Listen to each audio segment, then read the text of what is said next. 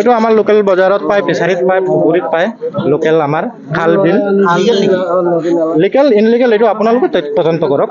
আমি প্ৰায় 15 বছৰ ধৰি কাম কৰি আছো আৰু আমাৰ গাঁৱৰ মানুহে ধৰে, আমাৰ গাঁৱৰ মানুহে মাৰে।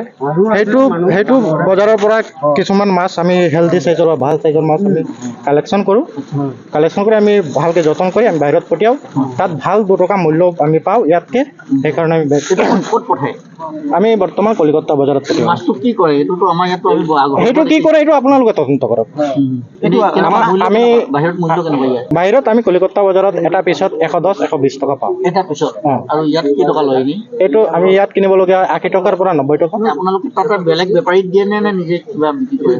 আমাৰ তাত মানুহ আছে, নিজৰ আগৰ পৰা চিনা জানা মানুহ আছে, সিহঁতৰ পৰা লিংক হৈছে, তাৰ সিহঁতৰ লগত কাম কৰি আছো। এইটো আকৌ তেওঁলোকে বাহিৰত পঠায় বুলি শুনিছো। সেইটো সিহঁতে জানে। এনে ইণ্টাৰনেশ্যনেল এইটো ইয়াত কেনেকে? সেইটো আমি নাজানো। নাজানে ন? এইটো কিমান কাৰ্টুন আছে মাছ? 33 বক্স আছে। কিমান পিচ আছে? কিমান পিচ আছে? 2300 পৰা 2400 ভিতৰত আছে। একজেক্ট ফিগাৰটো আমি কেলকুলেশ্যন কৰিলে আমি ক'ব পাৰিম। বজাৰ মূল্য কিমান? বজাৰ মূল্য যিটো ক'লো 110 পৰা 120। ইয়াৰ নামটো কি জানে নেকি?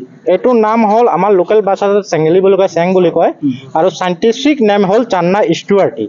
তো আমাৰ অসমীয়া মানুহে চবে গম পায় এইটো চেং মাছৰ কি সোৱাদ আছে কি নাই। আমিও বঙালী মানুহ হয়, আমিও খাওঁ, খাবলগীয়া মাছ হয়। যোৱা বছৰো আমাৰ ওপৰত তেনেকে অত্যাচাৰ হৈছে। যোৱা বছৰ হৈছে। আজি চাওক, আজি ৰাতিপুৱা 4টা অসমীয়া ল'ৰাই মাৰধৰ কৰিছে, দা লৈ অস্ত্ৰ লৈ। টকা লাগে মাৰিছে ৰাতিপুৱা।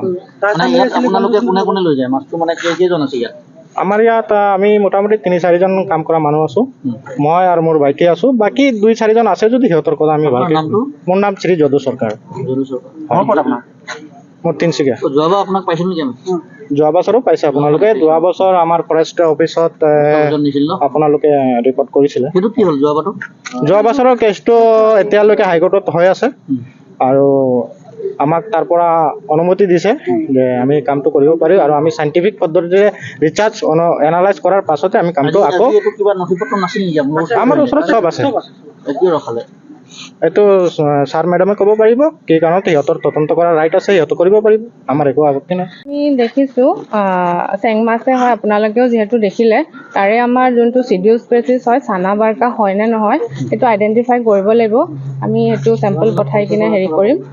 কিমানে ক'ব যোৱাবাৰো ইয়াত এনেকুৱা ধৰণৰ এটা বিজনেছ চলি আছে, বা এনেকুৱা ধৰণৰ যোৱা বছৰো আপোনালোকৰ মানুহে ইয়াত চিজ কৰিছিলে, আমি দেখিছিলোঁ।